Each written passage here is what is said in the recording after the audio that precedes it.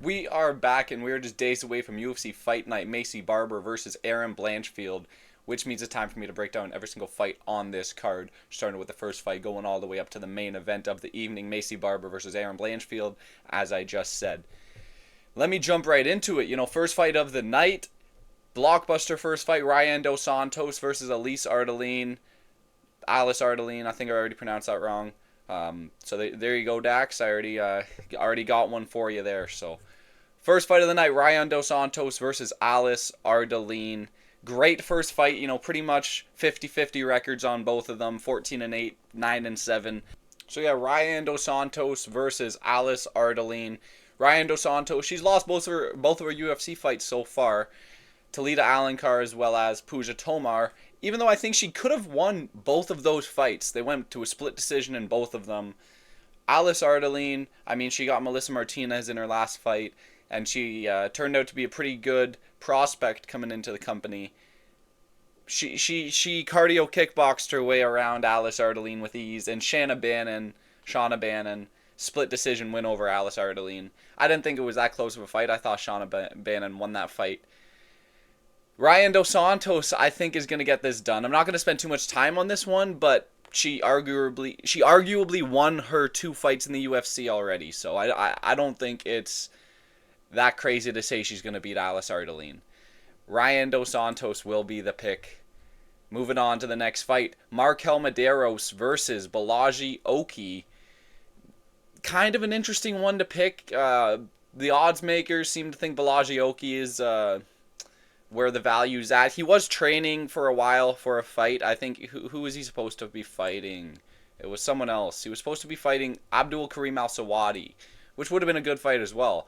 But Marquel Mederos ends up stepping up, and they moved the fight. It was like Bolaji Oki was supposed to fight like a month ago against Karim Abdul Al-Sawadi, and then they pushed it back to this card against Marquel Mederos. So it's kind of short notice for him, so maybe that's why the odds makers are giving him the juice. But I don't think it's a cakewalk for Bolaji Oki, especially with how he's looked in the UFC so far. Like, that Timmy Kawamba fight was pretty close, and it was pretty much just Bolaji Oki. He was outstriking Timmy Kawamba, but it was just like jab, 1-2. Like, he wasn't mixing it up that much. He was staying barely ahead of Timmy Kawamba. And Marquel Mederos, he's a pretty similar guy. Like, he's not lapping you in the strikes. He's not throwing out crazy power strikes or anything. He's just staying ahead of you in the numbers. And that Austin Hubbard fight, it was pretty close. Austin Hubbard got a takedown in the second round and the third round. Didn't do enough with them. I'm going to go with Marquel Mederos over Bolaji Oki, though. I think he's been a bit more desirable. And,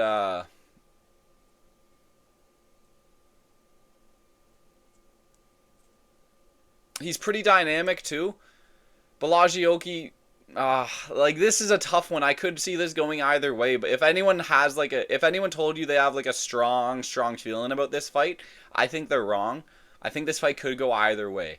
But I feel better on Mederos than taking the favorite. Like, I feel better about taking the underdog price on Mederos here.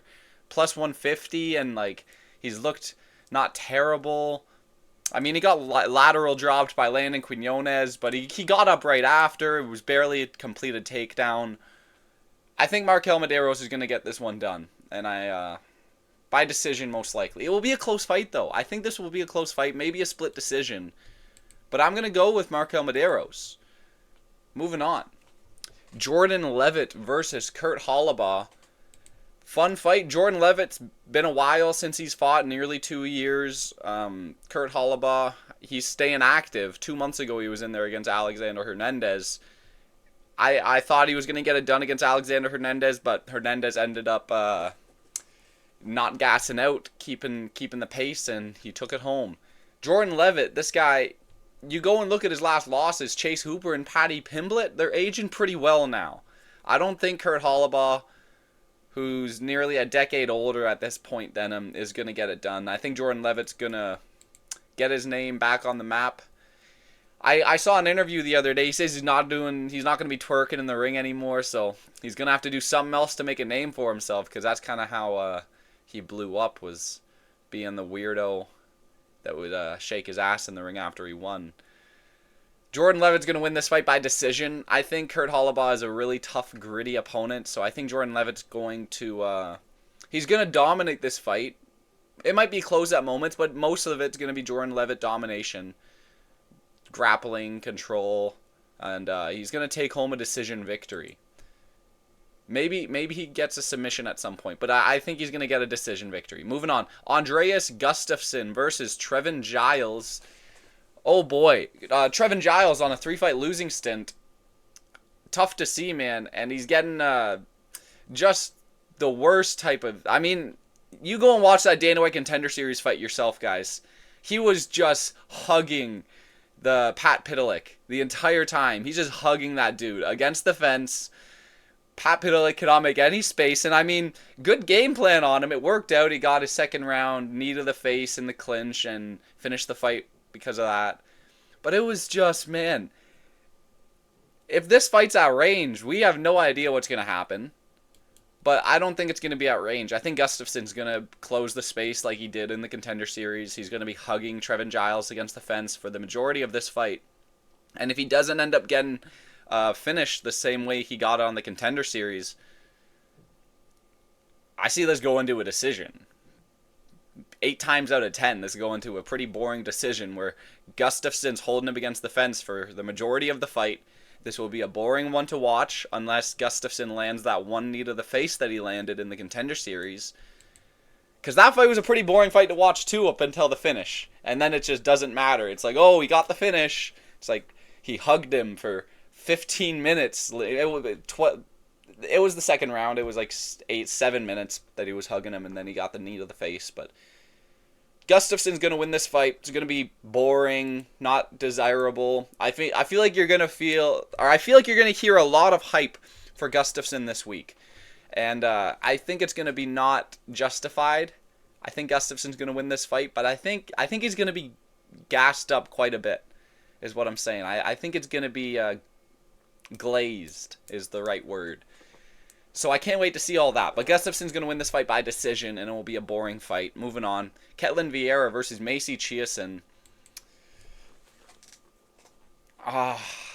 This is a tough one. This is like a coin flip odds-wise. I know it says plus 100 for Chiasson here, but on DraftKings, she's minus 115. Viera's minus 105 for me right now. So she's actually closer to an underdog. Macy Chiasson's good, though. I'm not gonna write her off anymore, man. That Mayra Bueno Silva fight, she listen. Let's actually say what happened in that fight. Mayra Bueno Silva was winning that fight. The first round she was winning. She was 2-1, pretty much the striking numbers in the first round. Mayra Bueno Silva compared to Macy Chiasson. The second round, Macy Chiasson gets on top of Mayra Bueno Silva in full guard. And it's one elbow that ended the entire fight, that cut open Mayra Bueno Silva, and that caused Mayra Bueno Silva to just bleed profusely. And it was above her eye. If it was below her eye, the matchup would have continued, and Mayra Bueno Silva possibly could have got that done. Because she won the first round, I thought. And Macy Chiasson only won the fight because of an elbow that landed above the eye of Mayra Bueno Silva that cut her. Macy Chiasson's good. She is good. But she looked good against Pannie Kianzad. She beat Norma Dumont. Ketlen Viera, I mean, she couldn't do much against Kayla Harrison, but it's Kayla Harrison. She beat Holly Holm. She beat Miesha Tate. I mean, it's Miesha Tate, though. These wins don't mean too much. Holly Holm is her best win. But Holly Holm didn't really want it, and she's 41 years old when she's fighting at that point in the UFC. Raquel Pennington, she lost a split decision to, which that age is not bad. I could go flip a coin on this one, and I could have a pretty high probability, I think. I'm going to go with Macy Chiasson, though. I like her striking a bit better than Ketlen Viera. And if I'm going with Ketlen Viera, it's just because she looks like a cyborg lady from Brazil, you know? So I don't love just picking someone just because of their looks. And I think Macy Chiasson, she is a little bit underrated. every time she's underrated. So I think I like her reach advantage here. I like her. She's a little faster on the feet. And I mean, she was losing to Mayra Bueno Silva, but it took one shot to change the course of that fight, man. So I think Macy Chiasson's going to get it done over Ketlen Viera. That's going to be the pick. She's going to win a decision over Ketlen Viera. We're going to go Macy Chiasson, yeah. Moving on. Allan Nascimento versus Jafel Filho. Allan Nascimento coming off a win over Carlos Hernandez. Round 1 submission win. It was a really impressive win. He got the back of Carlos Hernandez fighting for a rear naked choke. Carlos Hernandez works his way back up to his feet, and then Nascimento just wrenches and no quitting the grip in him, and he just continues to wrench and gets the tap. But listen, he's not doing that to Jafel Filho. That's not happening. And you guys know how much I love these guys that don't show up for 2.5 years and then they come in and they're fucking minus 200 favorites over these guys. It's crazy to me. How is Nascimento? It says minus 135 on here. I'll go on DraftKings right now, live in recording. I'll go on DraftKings right now and let me pull it up on my phone. I'm pretty sure he's a minus 150, closer to minus 200. He's minus 166 right now over Jafel Filho. I think that's straight up disrespectful when this guy has a fucking training regimen like Mike Davis showing up every other year for one fight. It's like, I hate that, man. Jafel Filho, he's not the most active guy either. But you know what you're getting out of Jafel Filho. You do know what you're getting out of Jafel Filho. This guy nearly beat Muhammad Makayev in the first round. So, I think Jafel Filho is going to get it done over to Allan Nascimento. We're going to take Jafel Filho to win a decision over Allan Nascimento. I think this is going to be a mostly striking affair when two grapplers go against each other. I mean, sometimes they do flow roll around on the map, but I think Jafel Filho is going to turn this into a striking matchup, and I think you got the better of Nascimento. I think he's going to take home a decision victory. And I'm sick and tired of these guys with the Mike Davis training regimen showing up every 2 years for a fucking payday. Get out of here. Jafel Filho's taking this fight. Moving on. Zachary fucking Reese. Man. Reese's Pieces versus Dusko Todorovic. I cannot wait for this one. Zachary Reese. Listen, guys, he liked a comment of mine. So I've got to continue with this. Zachary Reese is going to completely obliterate Dusko Todorovic. There's no way this exits the first round. There's no way this exits the first half of the first round. And I'll go even farther. There's no way Zachary Reese doesn't get the first round knockout against Dusko Todorovic. There's absolutely no way. He's coming off of a loss to Mansour Abdul Malik by KO. And KO right before that, where he his knee got obliterated by Christian Leroy Duncan. This does not go Dusko Todorovic's way. I know a layup when I see one, and this is a slam dunk. This ain't a layup. This is a slam dunk right here. This is a windmill 360 behind the back. Zachary Reese getting this shit done. First round knockout over Dusko Todorovic. And listen, you even go to his last fight against Asmat Bekaev. That guy's turning out to be a fucking killer. So I don't really mind him losing to back of the head strikes to Bekaev, who just knocked out Ryan Loder in like the first round. Zachary Reese getting this done. We're not going to talk about the Cody Brundage loss. That didn't happen. Anyways, Ramiz Brahimaj versus Billy Ray Goff is the next fight on the card. Ramiz Brahimaj fought against Mickey Gall and he beat him by KO. Lost to Themba Garimbo in the fight before that. Billy Ray Goff, man, he lost to Trey Waters. He's a good prospect. He's a young guy coming in. Ramiz Brahimaj, I don't rate at all. He's kind of like a unranked journeyman, or an unranked gatekeeper, should I say. I don't even know if he's a gatekeeper for the unranked, though. That's kind of, I don't know. That's kind of generous. Billy Ray Goff, he's getting gloated here. A lot of people think he's getting a knockout, but Ramiz Brahimaj, this dude's like unkillable. He doesn't get knocked out. He doesn't get finished. I think Billy Ray Goff is going to beat him up, but... Oh, man, what did I open? I think Billy Ray Goff is going to beat him up, but I don't see him finishing Ramiz Brahimaj. The only other loss he has was when his ear was falling off in the ring. I don't think that's going to happen. Billy Ray Goff's going to beat him, but it's going to be by decision. That's going to be the pick. Moving on. Dustin Jacoby versus Bruno Lopez. Dustin Jacoby's a minus 185 against Bruno Lopez. And I mean, I'll make a case for it. He just knocked out Vitor Petrino in his last fight. That guy's turning out to be a real star-studded performer. That dude's turned out to be a real showstopper, is he? Vitor Petrino, that guy.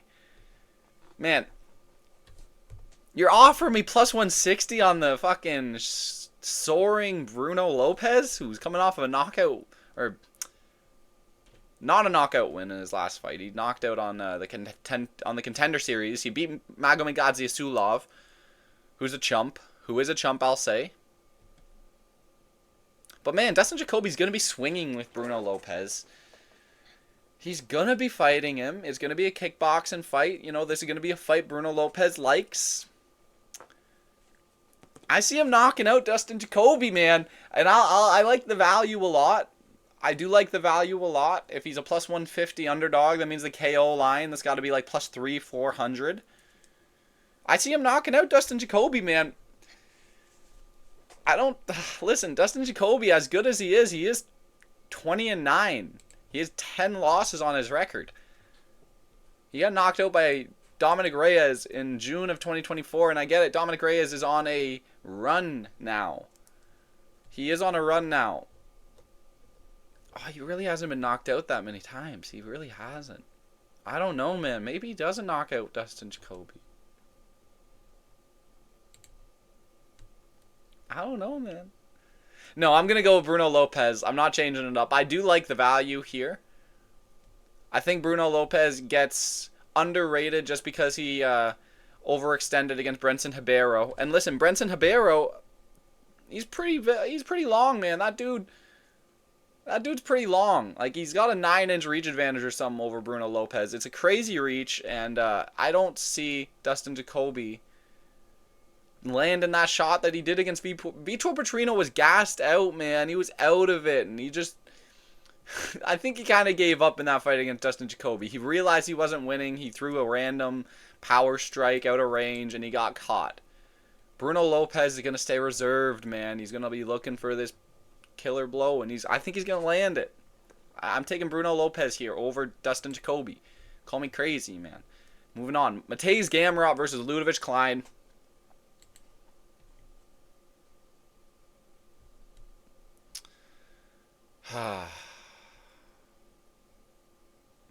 Mateusz Gamrot versus Ludovic Klein. I hate Mateusz Gamrot so much, man. This is so hard to pick a Mateusz Gamrot fight. Listen. I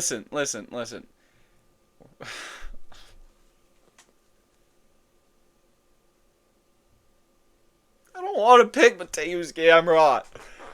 I don't want to pick Gamrot, man. You look at this guy throw a punch, and it just doesn't look right. He's like he's scared of getting hit. The Dan Hooker fight, I think he could have won is the thing.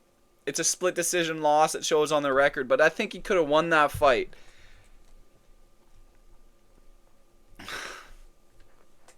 He just always finds a way to get it done.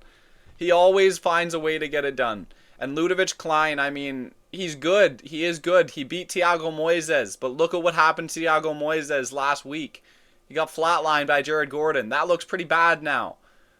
Roosevelt Roberts? Who the fuck is Roosevelt Roberts, and why are you taking him to a decision? Like, AJ Cunningham. That was a short notice AJ Cunningham, if I remember correctly. And it took him like 2 or 3 rounds to finish him.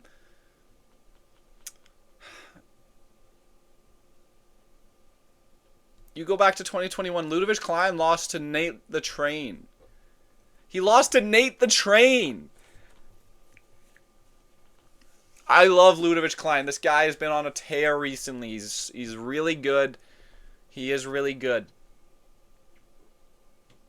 Oh my god. I don't know what to do here, man. Plus 145 odds on Ludovic Klein. It is tempting. Like, it is tempting. Mateusz Gamrot, none of his fights are convincing. I think Ludovic Klein will get the better on the feet. He will have moments on the feet where it's like, oh, Mateusz is losing this fight. But Mateusz's grappling is pretty good. And I think he got fucked out of a win last fight. I really do think he could have won that Dan Hooker fight. But Dan Hooker definitely landed the better power strikes. And, you know, that's what I harp on. That's what I harp about most of the time. Oh, I could go 50-50 on this one, man. Mateusz Gamrot, I really dislike this guy. I think he's going to win against Ludovic Klein, though. He's going to find a way. He's going to get the back. He's going to get control over Ludovic Klein. And Ludovic Klein, like, I mean, he is good, but the unanimous decision against Roosevelt Roberts doesn't really show how close that fight was. It was a pretty close fight with Roosevelt Roberts, and I don't like how he lost to Nate the Train. I don't like how he lost to Trezano. This might age badly. I'm going Mateusz Gamrot over Ludovic Klein. I will hate myself if Ludovic Klein pulls this off, man. I will hate myself. I'm going Mateusz Gamrot by decision.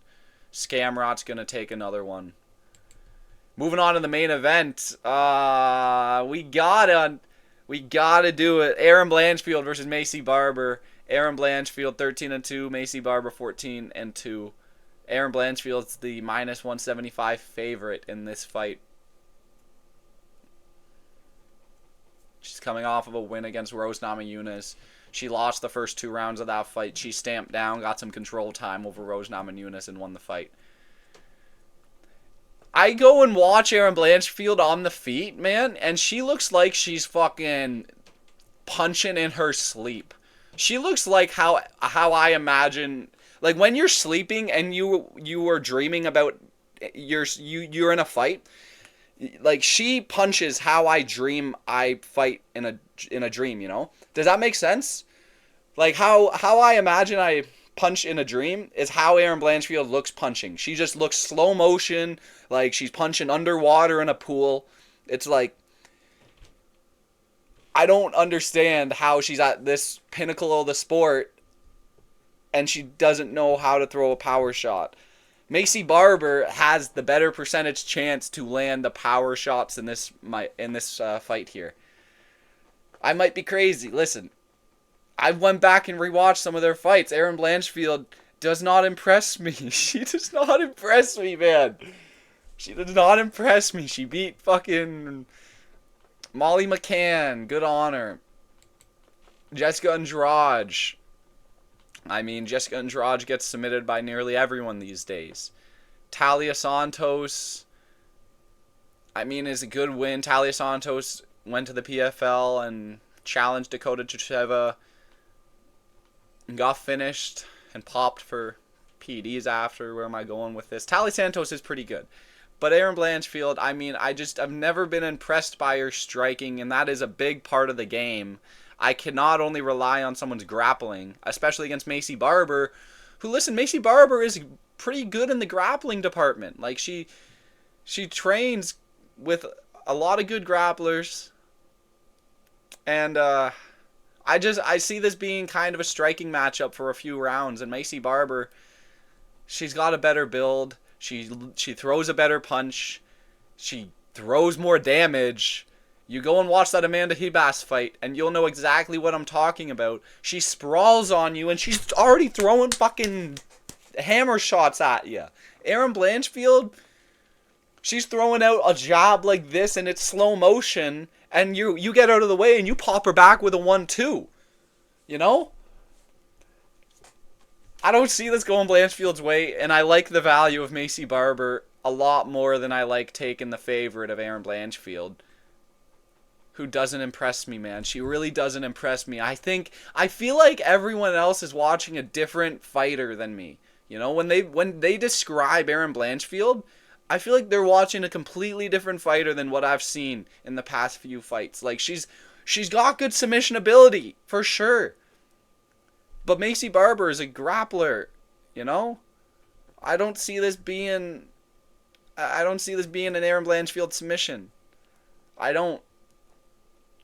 And call me crazy all you want. Call me whatever names you get that put you to bed at night. Call me a casual, man. Whatever. I'm going Macy Barber. She's taking out Erin Blanchfield.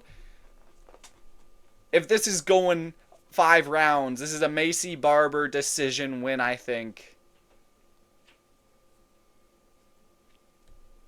Call me crazy.